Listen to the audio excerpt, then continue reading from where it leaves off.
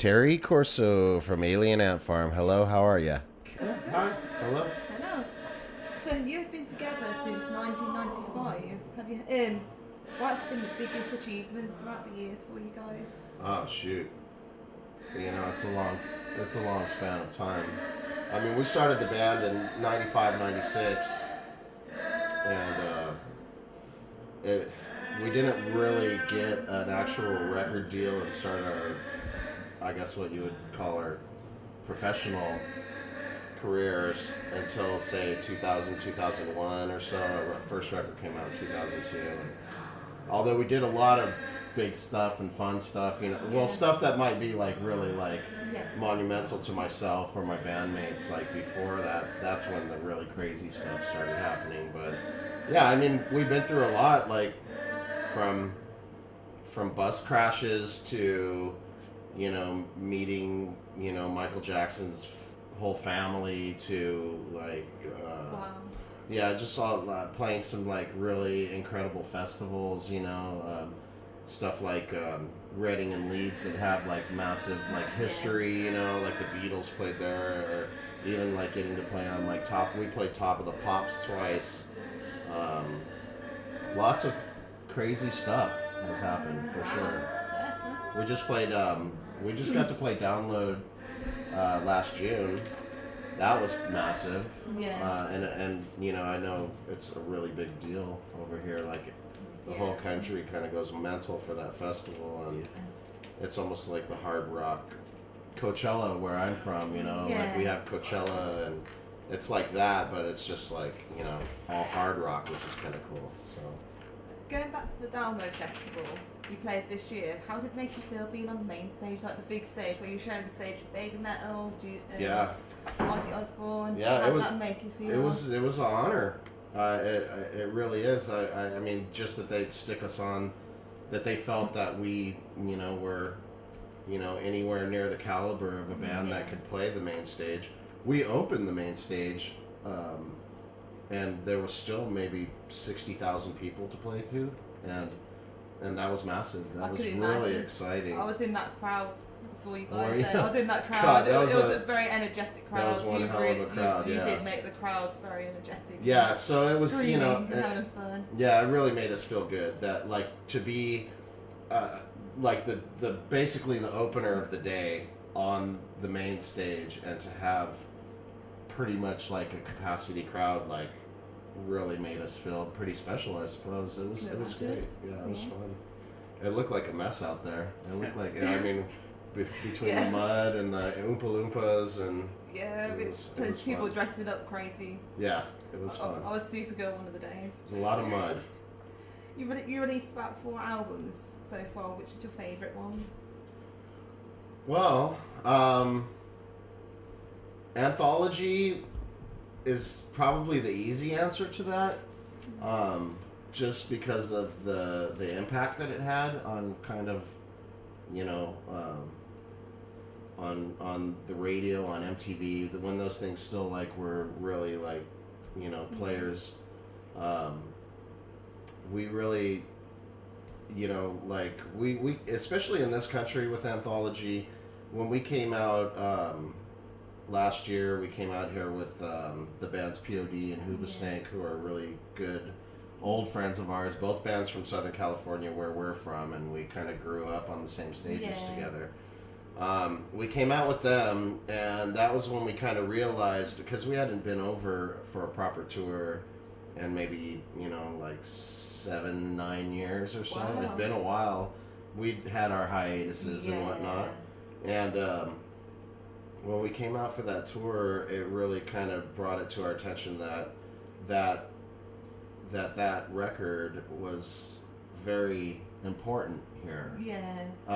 Whereas the other bands, like we noticed, had like these really big hit singles.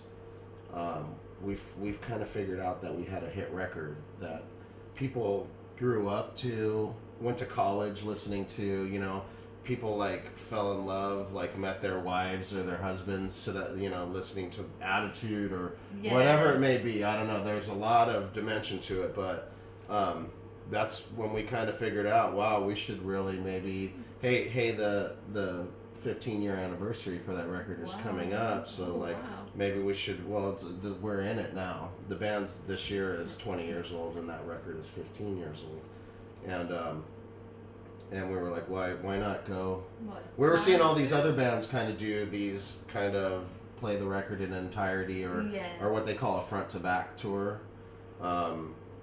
And we just thought that would be a great idea, and we came over in January, and it was a slam dunk, and we sold out almost every venue we played, and it went great.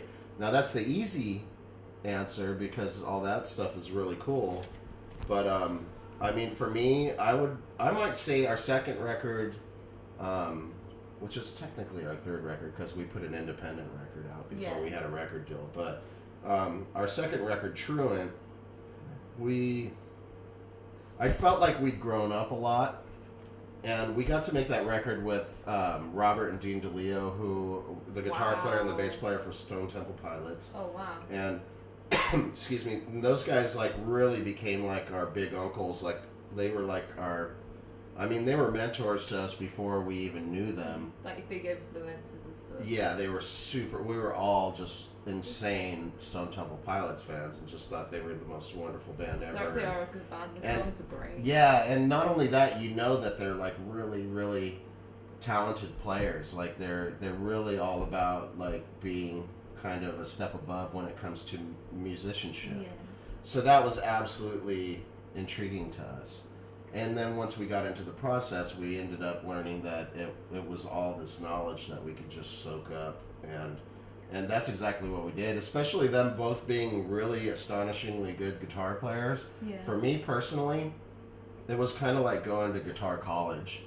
I learned so much about being a songwriter, a guitarist, and even just a good person from those guys. And I think we made a really great eclectic record together that has that sounds beautiful, has really interesting songs, and just all around it was a really, really fun process, and I'd go with that as my personal favorite. Yeah. What about you coming back to England, coming to play in Wolverhampton? The hot venue's actually named after Slade. Yeah, that's what I kind of figured out when I got here, especially when you're in here and you see all this. I was kind of asking my tour manager, like, what's going on with Slade in this place? And then he's like, oh, it's called The Venue, and it all kind of came together. Yeah. And I love Slade. I think Slade is a great band. Yeah, so especially the full Christmas song. I'm old enough to kind of like get it. Like they were really really cool band when I was young. You know, they were still playing them on MTV, and then you know when I was younger, I really loved Quiet Riot, and they did like 2 songs from Slade, or was it just one they did? Mama, We're All Crazy They did Now. that too, I think. Yeah. 2 or 1. And Come On, Feel the Noise, right? Was it that Slade? Come on, Feel the Noise is Slade also. That so Christmas song as well. So I felt like kind of like cool like about it when I figured it all out. So do you have any funny stories throughout bands, like when you made movies? Like, funny stories? Yeah. Well, I feel like our whole career has been kind of a funny story. Just lots of ridiculousness, you know. I mean, we're a pretty wide open kind of blue collar band that like we've never been too serious. Yeah. So I mean, that's a funny story in itself because I mean we're surrounded by bands that are just completely serious all the time and take show business very literally, and we've never kind of been that band. We've been kind of goofy and goofy. It's always been best to be a goofy band. Yeah, and we never minded like, you know, kind of appearing goofy, I guess, like kind of joking around and being, you know, not afraid to look goofy. I'm sorry. And that in itself has just been kind of made for a funny career because people don't know how to take us, you know, when especially, you know, like from fans to press outlets. Like, you know, I think that everybody gets used to people kind of acting very serious all the time and like what you can do and what you can't do. And with us, the sky's always been the limit, you know, so we really we just try to have a good time with it all the time. You Yeah. know, if I had to narrow it down to a specific, we might be here all day. Fair enough. So you had a big comeback in 2014, and you released a new album last year. Yeah, it was a Yeah. little over a year ago, Yeah. but we released Always and Forever, Yeah. which was it was an interesting process. You know, we were at a weird place and dealing with weird things, including a really crappy record deal that we signed into, and I mean, at a certain point, we were really anxious to just kind of get a record out because it was just a one record deal, Yeah. one record obligation. So we were like pretty, you know, when we figured out that we were into a bad situation, we really just wanted to get out of it. And, but on the other hand, we didn't really let that dictate the quality of the Yeah. record. I think the record, I'm proud of the record. I think it's Good really album. good. Being that it was on a shit label, you know, it didn't get to the places that it needed to get to be a successful record or a really known record. But if anyone dared to go back and actually kind of check that out, they'd find that it was a really interesting record for us. I mean, we've always been a genre straddling band. You know, we're playing stylistically, like what kind of song we're going to write or whatever. And we've been very successful at making, even though we'll do like, you know, if we do like a dancey song or a heavy song or like a more of a, you know, like a ethnic song or something, we've always been really well at putting our stamp on it, so you can hear it and go, oh, that's Alien Ant Farm. Mix of songs makes it even better. Yeah, and we've always been a fan of that, and we're lucky enough to have a very distinctive singer. Dryden has always been the common thread in our songs, so you know, if we were to do some different style or genre of music, Dryden's voice always kind of brought it back to being an Alien Ant Farm song. And in that particular instance with Always and Forever, we really wanted to kind of get outside of our box. We've always, you know, we've more than not tended to be a kind of a guitar riff driven band. And on this record, we actually decided we wanted to do co-writes with different producers and different songwriters. And so we took on all these sessions. We went into it with a stack of songs that we had already done ourselves, which, you know, probably half the record is those and half the record is co-writes. And the co-writes were really interesting because we'd write with some rock kind of writers, like rock producers, and then we'd write with some like hip hop guys, like rap producers or R&B kind of urban style producers. And we got to a point where we were like, those tended to be like the more interesting sessions to us, and the yield was like this song that would sound like fresh or interesting compared to just another guitar rock song, you know. So we ended up telling our management, you know, hey, we want to do more of these than those. And we ended up writing with all these cool like R&B and hip hop producers, and came up with some really cool, interesting stuff that's like has this weird kind of street appeal to it. Like if it has like a cool, dare I say, swag. Oh my God, I did. I said it.